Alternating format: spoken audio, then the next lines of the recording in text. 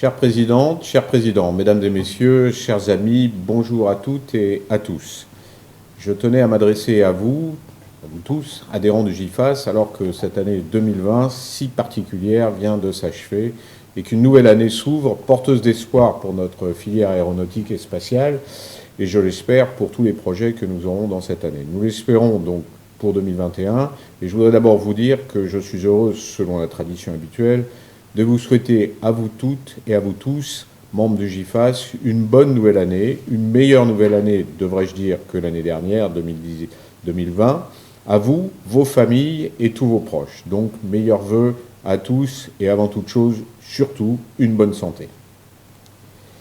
2020, comme je le disais, a été véritablement une année très difficile pour nous tous, pour notre industrie, pour notre filière, et pas simplement pour nous au niveau français, mais au niveau mondial, pour l'aéronautique en général et pour d'autres secteurs aussi.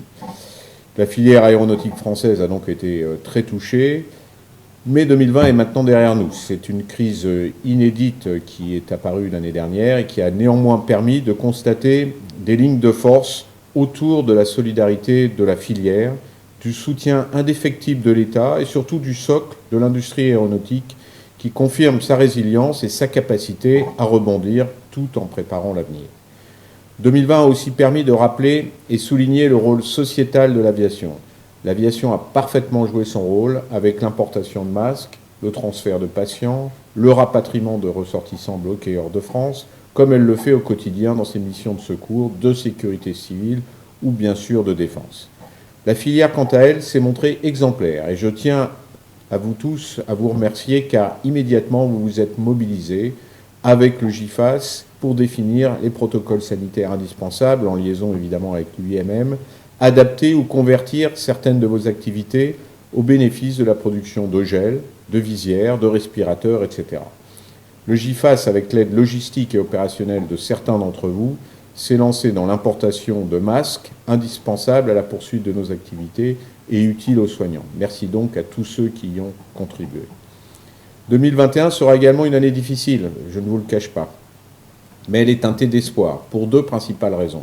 L'espoir du vaccin, tout d'abord, qui devrait permettre le redémarrage progressif du trafic aérien mondial, qui s'est, au cours de l'année 2020, totalement effondré, et de celui des économies de la planète, d'une manière générale. L'aviation a également toute sa place dans les campagnes de vaccination contre le Covid-19, qui ont déjà commencé un petit peu partout dans le monde et qui se déploient.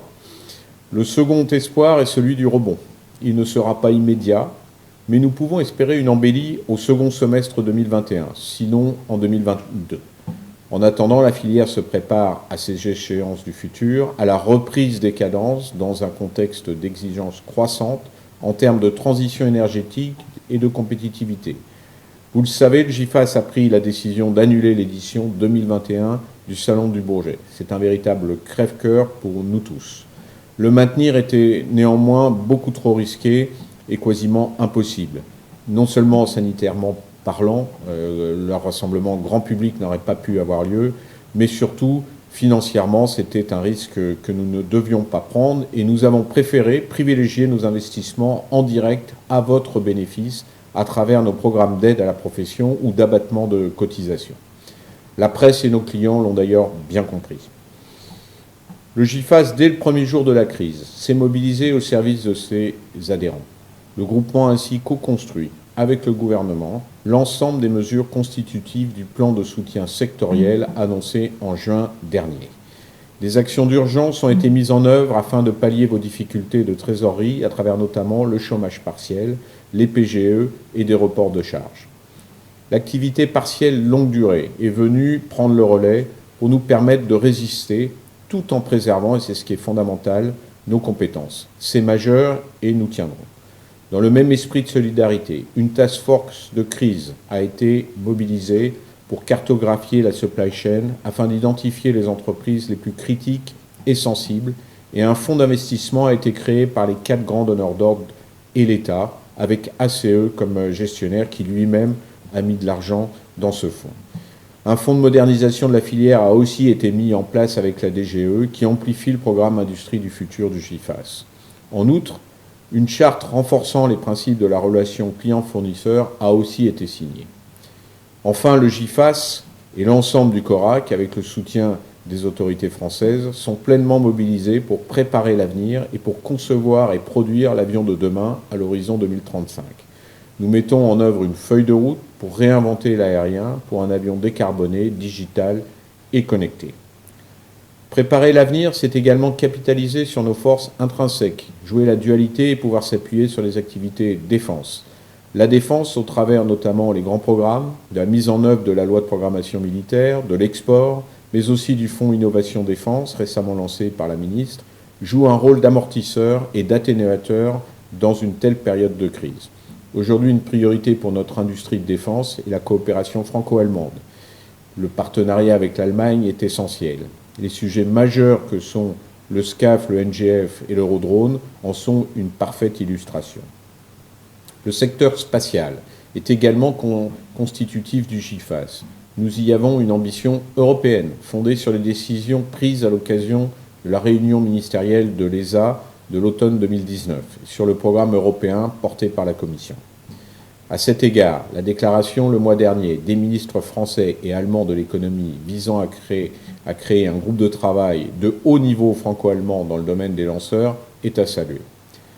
Pour conclure, je veux délivrer aujourd'hui un message d'espoir pour 2021. Cet espoir est mesuré tant que le trafic aérien reste sinistré, mais malgré la crise sanitaire qui est toujours à son plus haut niveau, nous avons résisté et nous sommes prêts pour la reprise qui arrivera, j'en suis convaincu, avec les premiers effets positifs du vaccin sur le trafic aérien mondial. Ne nous trompons pas, même s'il y a encore ici et là du flight bashing, nous ripostons énergiquement et nous sommes désormais positivement entendus. L'avion fait et fera toujours rêver, et pour de nombreuses générations. L'avion, c'est non seulement voler, mais aussi voler dans un monde plus ouvert, découvrir, plus libre, voyager, avec des territoires de mieux en mieux connectés où circulent femmes et hommes, idées, échanges économiques et culturels. En 2021 et les années suivantes, le GIFAS poursuivra ses efforts et initiatives au service d'une filière qui parie aujourd'hui plus que jamais sur l'innovation. Le GIFAS a une ambition pour les prochaines années, préparer le rebond de notre industrie pour en sortir encore plus fort. Nous allons le faire ensemble, avec vous, avec tous nos adhérents. Nos efforts communs permettront cette reprise en gardant intacte la passion de l'aéronautique et en s'inscrivant avec conviction dans la transition énergétique et la réduction des émissions de gaz à effet de serre du secteur aérien. Il n'y a pas eu d'effondrement de la filière. Elle a, au contraire, fait preuve d'une forte résilience. Je suis donc fier de ce que nous avons tous fait ensemble.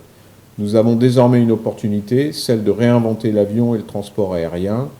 Nous avons confiance dans l'aéronautique française qui saura voler au-dessus des nuages menaçants actuels. Je vous souhaite à nouveau une bonne et heureuse année 2021.